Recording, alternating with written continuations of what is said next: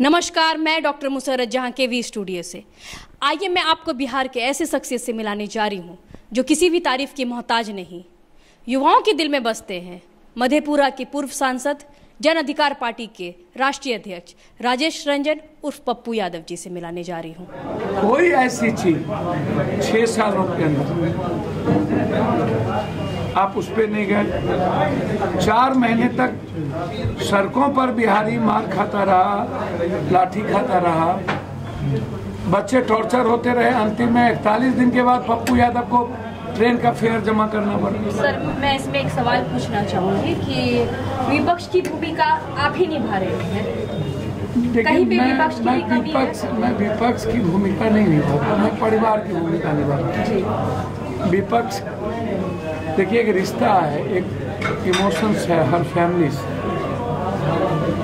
कहीं से भी जात पात, धर्म, मजहब, हिंदू मुसलमान, इसकी कोई डिक्शनरी नहीं है। इंसान में कोई फर्क मैं नहीं कर सकता। Everyone and everybody. अवसर तो सबको मिलता है, परिस्थितियां तो आती हैं। अब चुनौती में अवसर को बदल दीजिए। नीतीश कुमार के लिए भी पानी पटना का था, आप 11 दिन के बाद निकले। 15 लाख लोगों को खाना पहुंचाना। चिमकी बुखार में 13 दिन के बाद आए। पप्पू यादव को वहां लड़ना पड़ा। एनआरसी में सबको निकलना चाहिए, पप्पू यादव भी निकले। कोरोना वायरस में सबको निकलना चाहिए, अकेला देश में पप्पू यादव। सवाल विपक्ष से नहीं है, मेरे जीने का तरीका ही है ये। मैं जिंदगी जीता ही हूँ आदमी की मुस्कुराहट से। यदि हम आज 2 मर्डर में यहाँ गए, साहू जी और एक मुस्लिम का मर्डर, उसके बाद उसके साथ न्याय नहीं हुआ। उसके बाद संतोष शर्मा के यहाँ गए, वहाँ न्याय नहीं हुआ। पोदार के यहाँ गए, वहाँ न्याय नहीं हुआ। ये सच्चाई है कि पोदार को मारा गया, आत्महत्या नहीं की। संतोष शर्मा को थाने के पीछे में एक मुंशी ने, ड्राइवर ने और एक एसआई ठाकुर मिल करके मारते मार दिया। फिर उस बात को भी दबा दी गई। अब यहाँ के सांसद को चूंकि वो बढ़ी थे, कोई पोदार था, कोई शाह था, कोई मुसलमान था, यहाँ के सांसद के पेट में दर्द नहीं हुआ। वो इंसान नहीं थे, एकलौता बेटा था, किसी का बच्चा चला गया, घर वीरान हो गए, घर वीरान हो गए। तो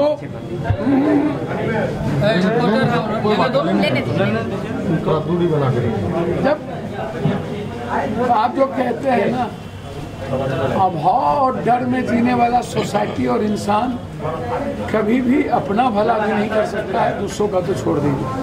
सर, जो दूसरी बात समझिए, सपना नहीं देखता बिहार के बेटा, आप इसको समझिए। यही बात और किसी भी तरह अपनी जिंदगी के लिए भी सपना बेटा नहीं देखता है। यार, अपनी जिंदगी के लिए भी तो सपना देख लो। मेरा सवाल यही है, अगर राजनीति से हटके बोले तो बिहारियों के जो भी युवा है, उसके लिए आपका क्या संदेश है? सर, जात पात, धर्म, मजहब से फिर पहले निकलना हो, एक नेक इंसान होना पड़ेगा और उसको अपने जिंदगी की अपनी बहन के साथ, अपनी पत्नी के साथ, अपनी बेटी के साथ, अपनी माँ के साथ जीने का सपना देखना होगा। और जब खुद का सपना देखेगा तो वो बिहार का सपना देख सकता। जब खुद के लिए जीना शुरू करेगा तो बिहार भी जीने लगेगा। जब हम खुद के लिए भी नहीं जी सकते हैं, हम माफिया अपराधी दादाओं को भर दिन नमस्कार करने में लगे रहेंगे, जात पात में हम इस्तेमाल होंगे। कभी अमित शाह इस्तेमाल करेगा, कभी नीतीश इस्तेमाल करेगा, कभी लालू जी इस्तेमाल करेंगे, कभी कोई इस्तेमाल करेगा। एवरीवन यदि इस्तेमाल होंगे और सोच भी नहीं पाएंगे कि हमें जीना कैसे है। बिहार दुनिया में आप हमने ही मौका दिया। भैया, मेरे सोसाइटी सबसे बड़ा दोषी है। Silence please. सोसाइटी सबसे बड़ा दोषी, समाज से बड़ा दोषी कोई नहीं है। समाज तो भला है, भोला है, लेकिन मूर्ख बनता है। किस्मत भाग के भरोसे जीना चाहता है। 500 रुपया 1000 रुपये पर सोसाइटी वोट देती है। यूथ जो है वो समझ लीजिए कि money will must first and just, after money sex will must first and just, after sex caste will must first and just, after caste religion and communism must first and just. Youth का क्या basic हो गया है मुझे समझ में नहीं आता। 52.2% ये नेताओं ने इस फितरत को, लॉकडाउन में नेताओं ने क्या किया अपने घर में, एमपी ने क्या किया, सारे एमपी क्या किए, 700 एमपी कहाँ थे। जो हालात हैं, अब जब सफाई कर्मचारी काम कर रहा है, आपको सिर्फ विदेश और अमाल अगाल से फुर्सत नहीं है। आप फितरत बना लिए आप लोग इस सोसाइटी को एक्सप्लॉयटेशन। हमने सुशांत का मामला उठाया जी। क्यों उठाया? हमें कोई, मैं जानता हूं कि फिल्म इंडस्ट्री में क्या होता है जी। कैसे शोषण होता है, हम पागल नहीं हैं सर। 52.27% यूथ है बिहार में, काफी नहीं है क्या भारत बदलने के लिए? जो बिहारी नहीं, ये सब नहीं बोलेंगे हम।